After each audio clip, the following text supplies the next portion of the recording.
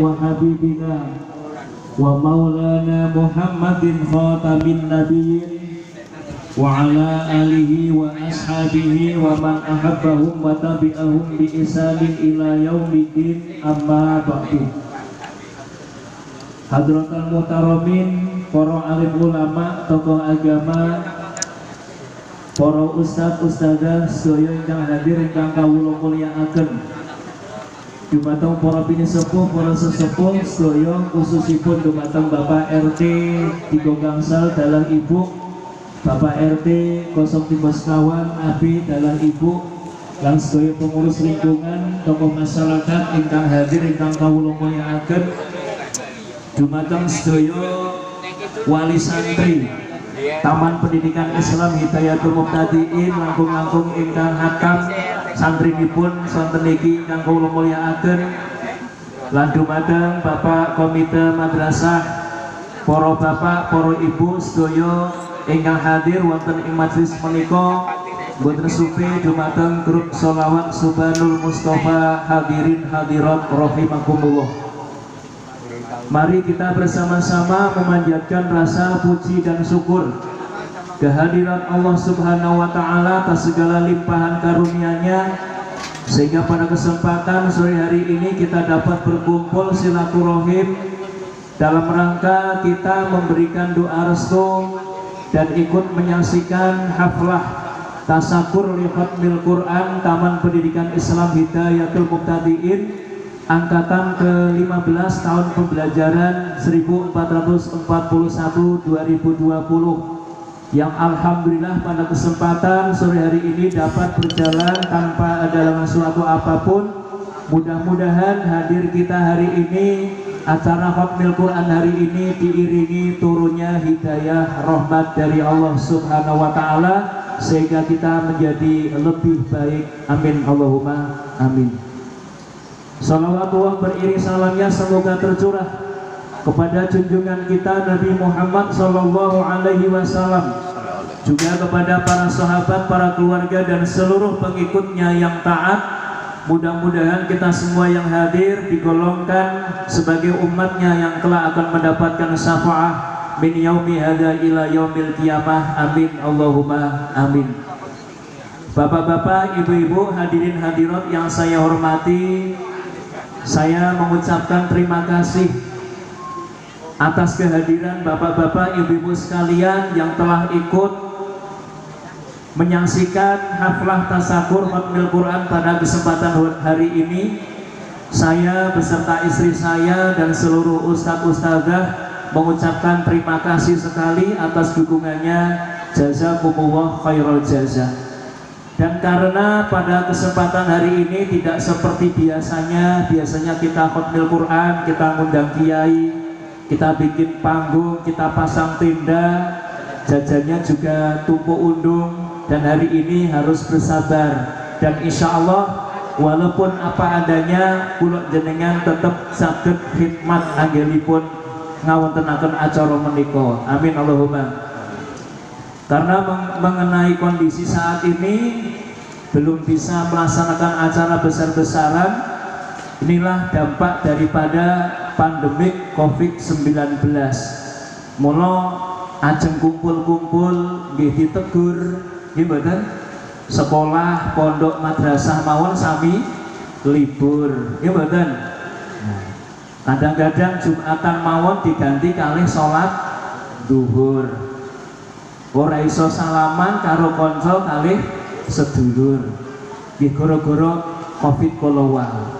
Mula kathah tiyang ingkang nganggur, sementara nopo ekonomi akhiripun dados semakin mundur. Ekonomi kathah ingkang semakin hancur. Muga-muga kula jenengan ingkang wonten Rimbo Ulu niki tetep dipun paringi cekap sedayanipun. Amin Allahumma. Dan hari ini sebagai pengarahan sambutan sekaligus ngaji, mosok kataman kok ora ngaji, walaupun setengah jam pengarahane divisi ngaji ngeten nggih, ben enten tambahanipun kangge ilmu kita. Bapak Ibu hadirin hadirat yang saya muliakan, untuk mengawali arahan ini saya akan menyampaikan ada satu cerita zaman Rasulullah, seorang sahabat Nabi yang bernama Sok-Soah. Sok-Soah jenengane niku Sok-Soah, mboten kok Sok-Soan. Enten sahabat asmane Sok-Soah, niki sahabat kakung, jaler mboten tiyang setri. Sahabat Sok-Soah niki tiange sampun napa nggih usianya sudah tua. Usianya sudah apa namanya? usia lanjut. Sowan kepada Nabi Muhammad SAW, kemudian bertanya kepada Rasulullah, "Ya Rasulullah, ajarkan aku dari Al-Quran." "Ya Rasulullah, saya itu mbok diajari waosan Quran. Ajari saya bacaan Al-Quran." Ini enek wong tua sowan Kanjeng Nabi kon mulang Al-Quran. Kira-kira nek teng Pandan enten mboten wong tua mara, "Pak, kula diulang Quran," ngono ya. Jarang nggih, jarang.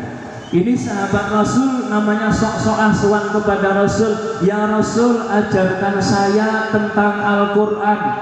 Ajari saya membaca Al-Quran." Terus Rasulullah memberikan saran, "Wahai Sok-Soah, bacalah Al-Quran yang diawali dengan alif lam ra dan 3 ayat sesudahnya.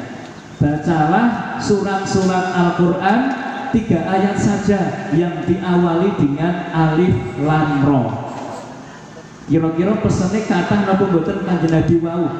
Namung 3 ayat, alif lam ra sak teruse, kon goleki sak sae. Alif lam ra 3 ayat. Terus Sok-Soah niki matur datang Kanjeng Nabi, "Ya Rasul, saya ini orangnya sudah tua. Saya ini sangat bodoh dalam membaca.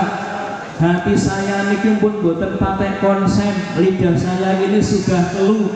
Sudah napa nggih? Wangel maca sing dawa-dawa. Telu niku tasih menyang." Nah, terus Nabi Muhammad bagaimana? Napa kok nyeneni mboten? Nabi Muhammad itu orangnya napa nggih toleran, santun, mboten gampang nesu. Kalau nggak bisa alif lam ra 3 ayat, sekarang bacalah surat Al-Quran 3 ayat saja yang diawali dengan hamim.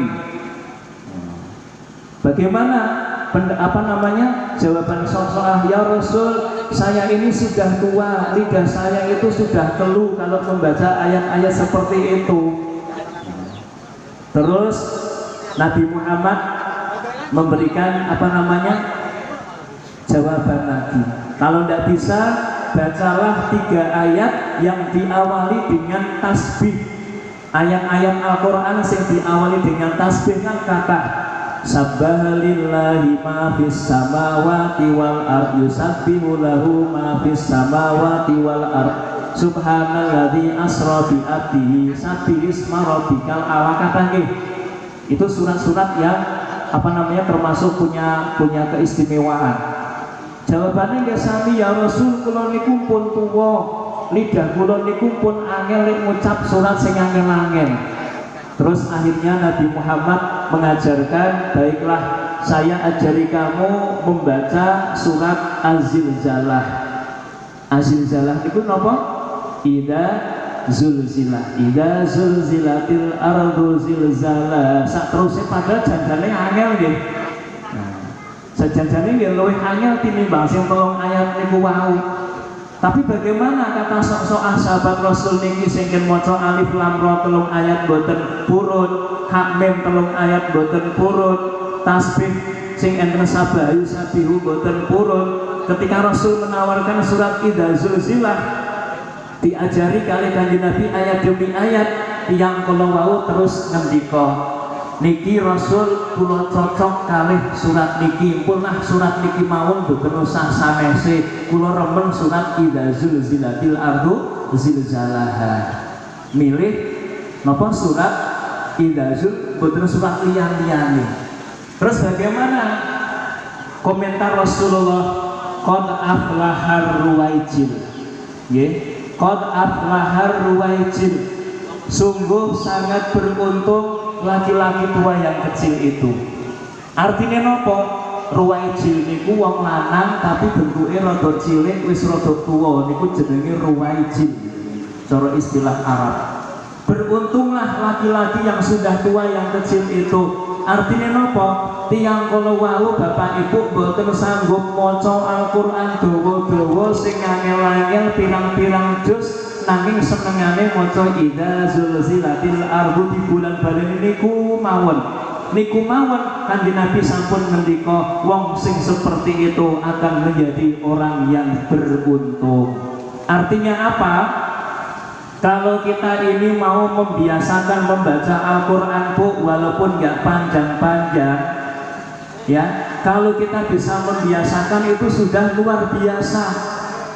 Isone kul huwallahu ahad niku mawon bulan baleni luar biasa.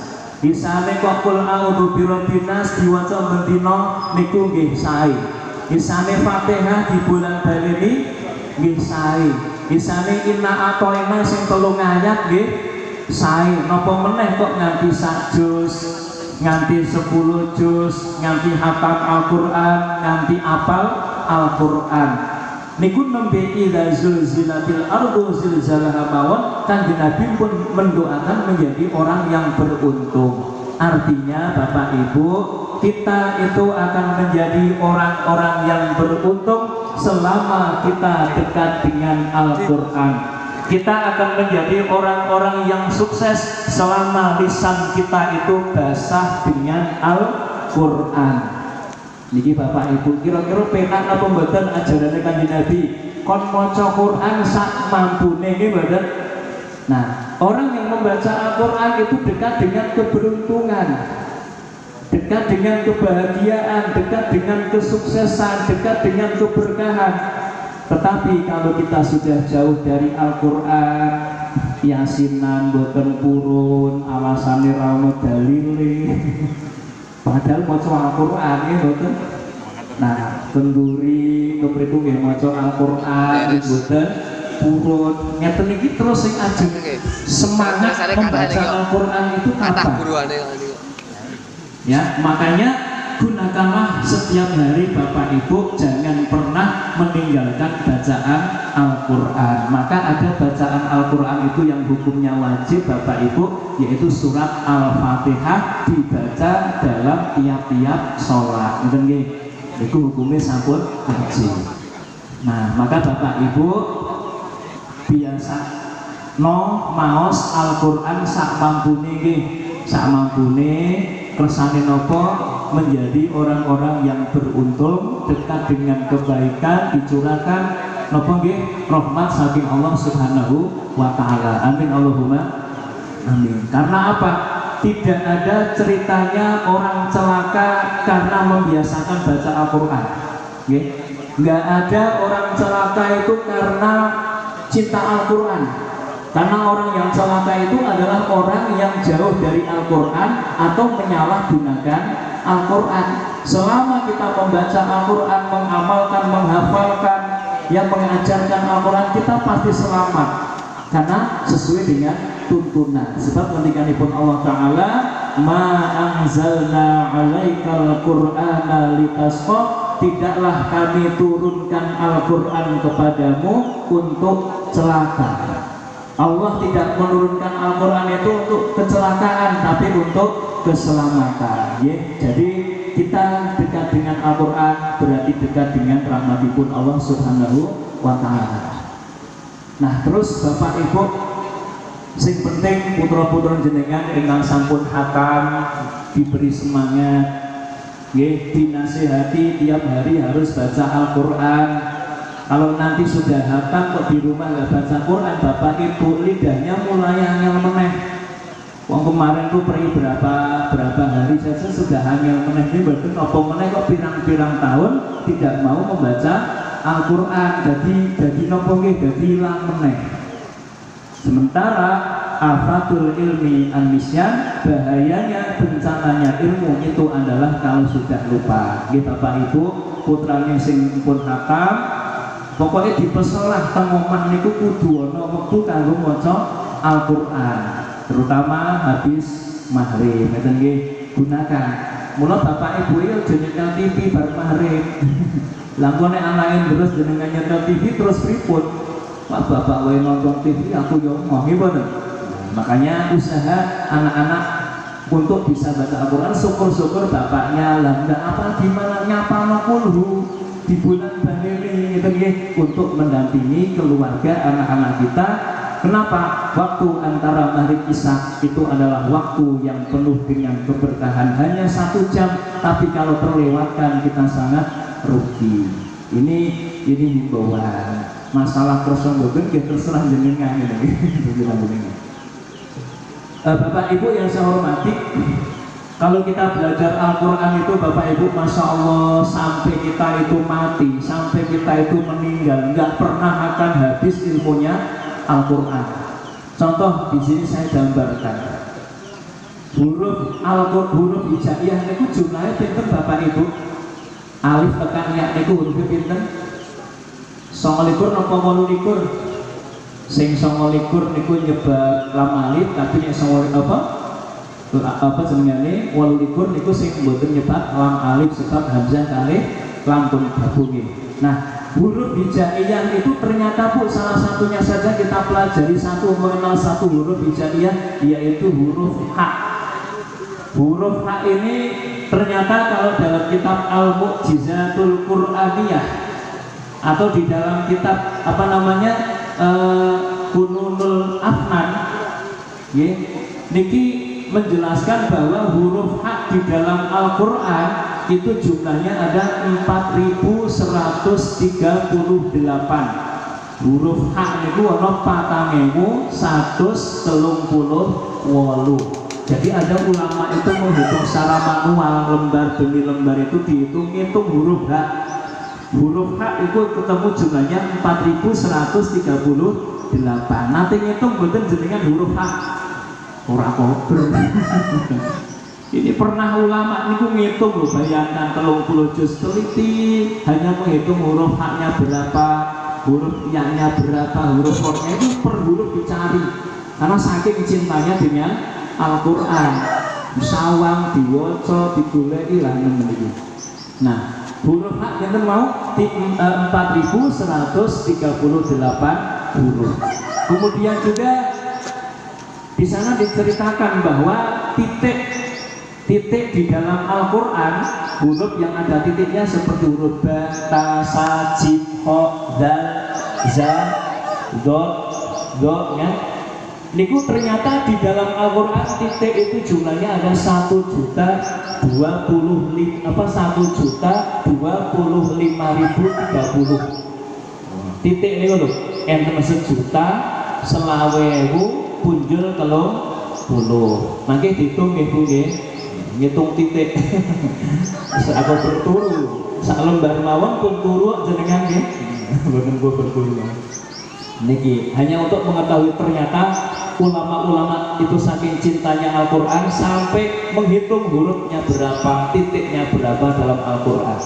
Nah, kemudian huruf H yang di dalam Al-Quran itu ada 4138. Itu mengandung beberapa makna. Yang pertama, ada kalimat kata-kata yang menggunakan huruf A, itu adalah kata-kata hayatun, artinya hidup. Niki mengenal hak dengan kata-kata hayat. Nah, kata-kata hayatun yang artinya hidup di dalam Al-Quran itu disebutkan oleh Allah sebanyak 46 kali. Kata-kata hayatun sing nganggo huruf H niki disebut 46 kali. Kemudian yang sama dengan arti itu adalah kata-kata hayyun, al-hayyu, Allah yang maha hidup, itu di situ di Al-Quran disebut 5 kali. Kemudian kata-kata Yahya, Nabi Yahya yang artinya juga hidup, itu juga disebut 5 kali. Ya, nama Allah Al-Hayyu disebut 5 kali, nama Nabi Yahya yang artinya hidup juga disebut 5 kali. Dan kata-kata hayat itu disebut selama 46 kali. Ini untuk tambahan pengetahuan kita. Nah, kemudian Dari setiap huruf itu ternyata kita dapat mengambil pelajaran. Yang pertama, niki mengenal huruf H. Siji napa loro mawon dari nama medan nggih sithik-sithik mawon mangke saged sambung. Pertama, teng Al-Qur'an enten lafal Al-Hayyul Qayyum. Nggih, misalnya teng surat apa niku Al-Baqarah ayat kursi Allahu la ilaha illa huwal hayyul qayyum. Hayyu artinya Allah Maha Hidup, Al-Qayyum artinya Allah Maha Mandiri. Nggih, Maha berdiri sendiri. Artinya apa Bapak Ibu yang saya hormati? Kita akan mengenal kata-kata Al-Hayyul Qayyum yang artinya juga adalah Maha Hidup dan Maha berdiri sendiri. Artinya apa? Kita ini Bapak Ibu sebagai generasi Qur'ani, sebagai tiang Islam sing seneng maca Al-Qur'an, belajar Al-Qur'an, mengajarkan Al-Qur'an, itu kalau hidup harus mandiri.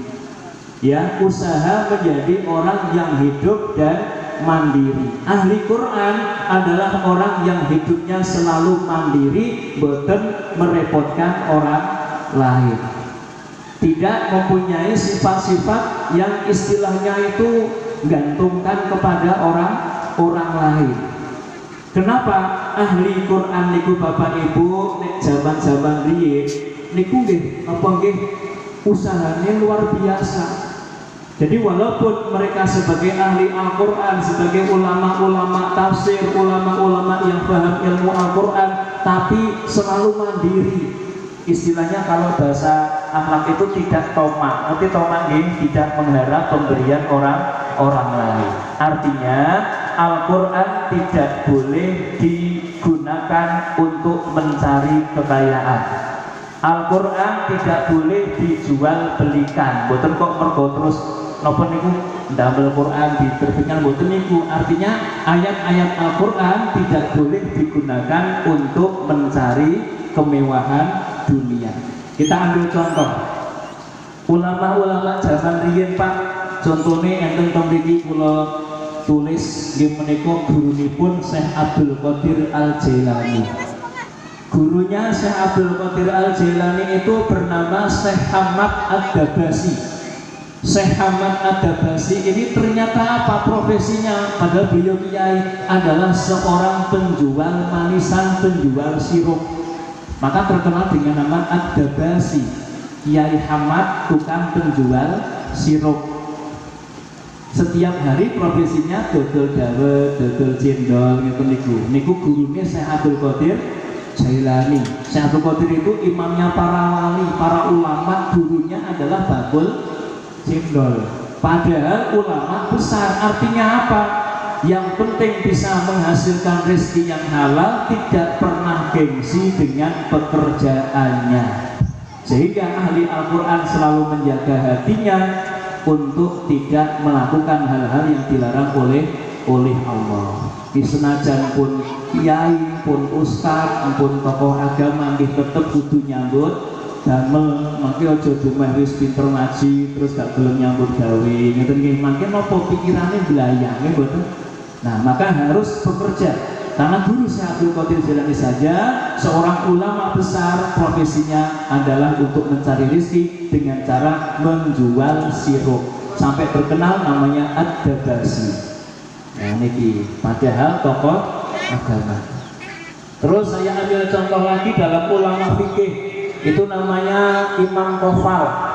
Imam Qofal ini kenapa sampai dikenal dengan Qofal? Karena profesinya itu adalah sebagai tukang bikin gembokan. Gembokan itu apa Pak? Kunci. Orangnya punya profesi membuat kunci gembok. Nek bahasane wong Temanggung niku nek gembokan niku sosi. Sosi. Ya bahasa sosi. Omahe di sosi. Nah, ternyata beliau ini adalah tukang membuat kunci untuk bisa mendapatkan rezeki yang halal. Tidak menjual Al-Qur'annya, tidak menjual ilmu agamanya, ya. Tetap ada pekerjaan-pekerjaan yang ditekuni yang bisa menghasilkan harta untuk ibadahnya. Ini contoh. Kemudian juga ada seorang ahli Quran, ahli tafsir Al-Quran. yang bernama siapa yang dalam kitab tafsirnya Futuhul Buldan, yaitu Syekh Al-Baladuri. Al-Baladuri ini ahli tafsir Pak, punya kitab yang banyak, ahli tafsir Al-Quran, tapi profesinya apa? Al-Baladuri ini adalah penjual jambu mete. Maka Al-Baladur itu bahasa Arab artinya jambu mete. Setiap hari kerjaannya adalah jambu mete yang ditekuni. Mula ampun isih pun mulang ngaji, dodol sayur, mboten napa-napa, dodolan, nggih, jual es, mboten napa-napa, sing penting saged mendapatkan harta yang halal. Kenapa? Kerja itu adalah ibadah, kerja itu sebuah usaha yang diridhoi oleh Allah, supaya apa? Hati kita selamat dari sifat-sifat yang namanya tamak tadi. Sehingga Al-Quran betul-betul niatnya adalah untuk mensucikan Allah, untuk mengagungkan Allah, bukan untuk mencari kekayaan dunia. Ini contoh. Kemudian juga ada ahli tafsir yang bernama Az-Zujaj. Az-Zajjaj ini ternyata dalam biografinya beliau ini adalah tukang kocok, penjual kaca. Ini penjual kaca. Ada lagi contohnya dalam kitab apa yang membahas qiraah sab'ah. Kalau mondok di pesantren itu kan belajar qiraah sab'ah. Salah satu yang dipelajari adalah bacaannya Syekh Hamzah. Syekh Hamzah ini nama yang dikenal adalah Hamzah Az-Zayyad. Hamzah Az-Zayyad ini adalah seorang ahli membaca Al-Quran yang profesinya tiap hari adalah penjual minyak gas. Dodol gas. Tetapi ini dodol LPG. Ini betul nopo-nopo. Ini dalan kanggo golek berkah sing moho kuwasa. Sampai gurunya Imam Ghazali, sinten guru Imam Ghazali? Syekh Abu Bakar Al-Warraq. Sampai disebut Syekh Abu Bakar Al-Warraq. Kenapa Al-Warraq? Artinya orang yang banyak berhubungan dengan kertas. Jadi guru Imam Ghazali ini gaweane nggih urusan kertas, nulis, membuat buku, ya, dari usahanya itu bisa mendapatkan rezeki. Jadi Bapak Ibu, ternyata ini satu nopo jenenganipun nopo pelajaran untuk kita mengambil dari kata-kata haya di Al-Quran adalah fal hayyul qayyum, mengajarkan kita untuk hidup itu mandiri. Ahli Quran adalah ahli apa yang mandiri. Kemudian selanjutnya satu lagi lah, enten teng Al-Quran sing ngangge lafal hayyun utawa Yahya niku teng Al-Quran, ya Yahya khudil kitaba biquwwah wa atainahul hukma sabiyya. Nah, ini perintah kepada Nabi Yahya, wahai Yahya, ambillah kitab ya dengan kuat, dengan kekuatan. Artinya apa? Pelajaran untuk kula jenengan pun dadi ahli Quran, wis maca Al-Quran, wis ngaji Al-Quran, monggo Al-Quran iki dipun cekeli sing kuat. Kenapa Al-Quran ini harus dipegang dengan kuat? Ketika Allah Ta'ala inna sanulki alaika qaulan sakila. Kami ini menjadikan apa ya, Al-Quran itu sebagai ucapan yang berat. Mula Al-Quran ini abot Pak. Buka Al-Quran itu kira-kira enteng napa abot Bu? Buka mawon abot napa enteng? Abot. Lah mboten dicekel. Terus nek maca Al-Quran itu abot napa enteng? Abot. Kira-kira nek maca Al-Quran itu entuk sahalaman, rong halaman, tasih betah melek napa mboten Pak? Tasih ya alhamdulillah. Ning biasane nembe nyekel niku pipate pun ngeres. Nggih mboten wis diucek-ucek ngono nggih tetep wange. Nyekel ngono ya langsung ler. Ini cinta kita kepada Al-Quran itu harus betul-betul dipupuk, tetap dipaksa bagaimana agar kita tidak pernah meninggalkan membaca Al-Quran. Maka betul Allah itu mengatakan qaulan sakila. Al-Quran itu adalah ucapan yang berat, berat untuk dibaca, berat untuk dipelajari, berat untuk diamalkan, berat untuk diajarkan. Ngaji Quran mawon abot nggih mboten. Kira-kira sing ngaji Quran kali mboten niku kata sing pundi? Tetep kata sing mboten ngaji. Nggih.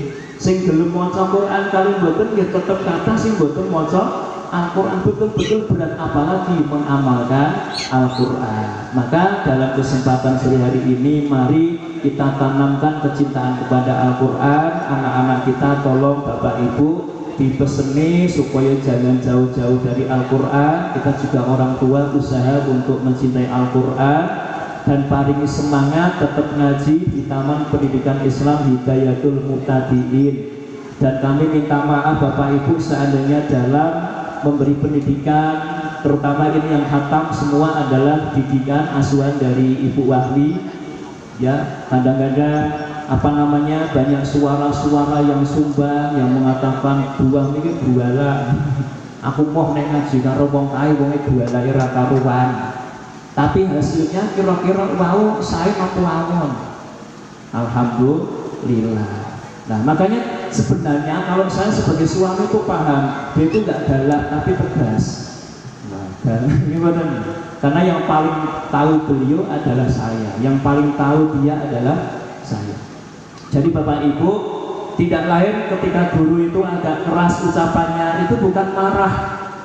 Ya, yang namanya guru nggak ada yang namanya mukul, mencubit, nggak ada yang seperti itu. Hanya ucapan-ucapan yang agak intonasinya itu tambah, itu supaya anak itu punya disiplin, anak itu punya satu rasa takut untuk bisa menjaga ilmunya. Tapi makin nek napa putanin jenengan mboten nate dipun seneni guru nek makin sakarepe dhewe mboten saged berhasil. Nggih, mula tetap ngaji niku syaratnya kudu sabar. Nggih, yang pertama harus sabar, yang kedua dukungan dari orang tuanya, yang ketiga dukungan dari gurunya, yang keempat dukungan dari lingkungannya, yang kelima didukung dengan biaya. Gitu nggih, didukung juga dengan masalah biaya kalau wau. Nek mangke saged dilaksanakan nggih saged mlampahan taman ngeten iki nganggo biaya mboten. Nek kataman ra nganggo biaya kira-kira meriah ora? Sing ajeng apa bimbingi yo wegah. Wis ramah bayaran sing penting kataman yo katani dhewe. Jadi harus ada kesabaran, ya kan?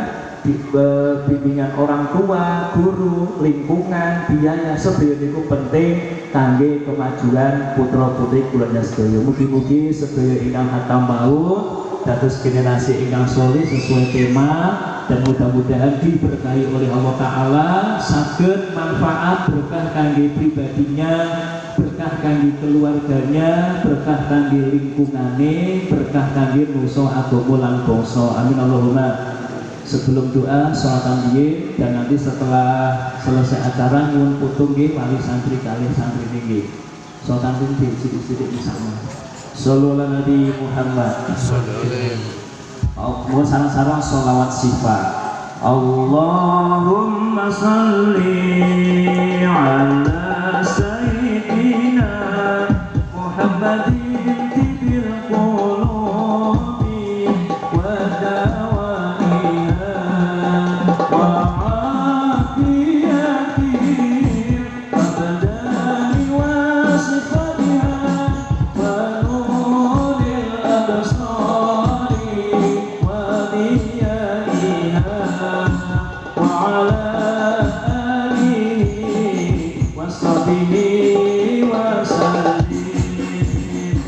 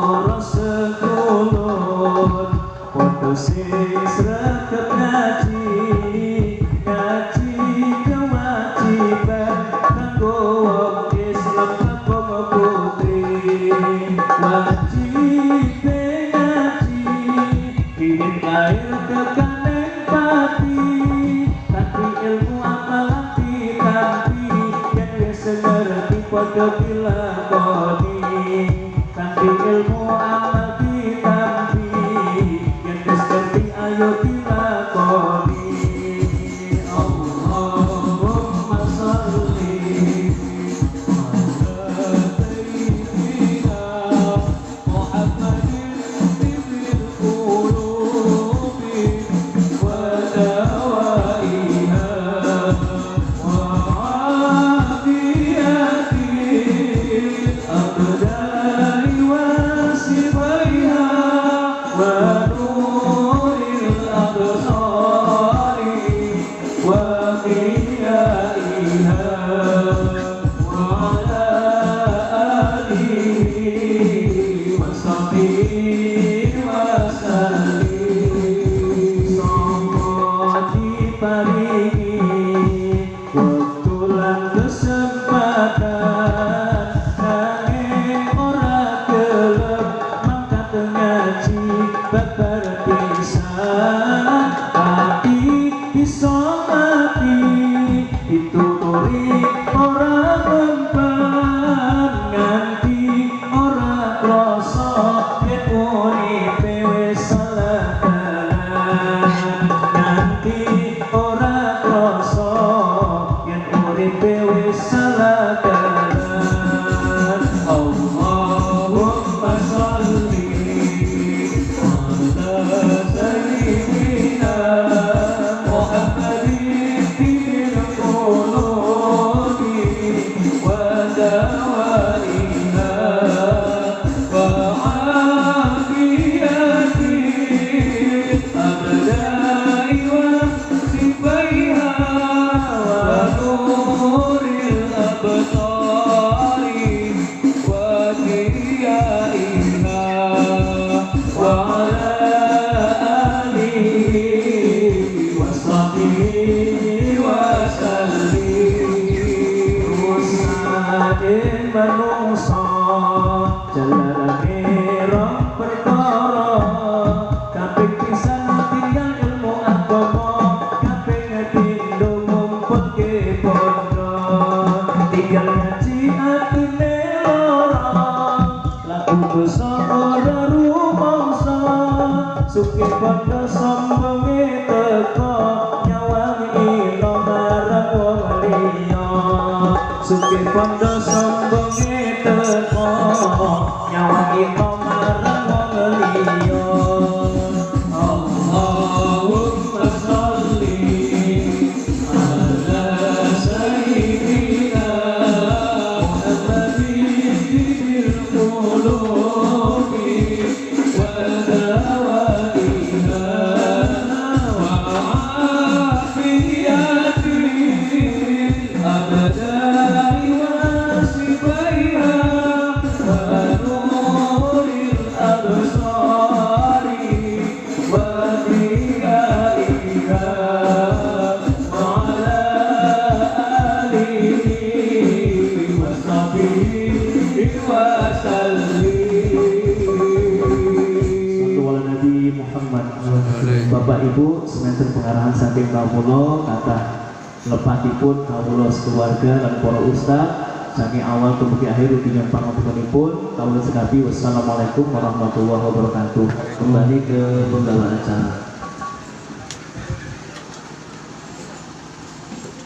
Acara selanjutnya adalah doa yang dalam hal ini akan didampingi oleh Al-Mukarram Bapak Ustadz Amin Mustafa. Waktu dan tempat disilahkan. Mari kita bersama-sama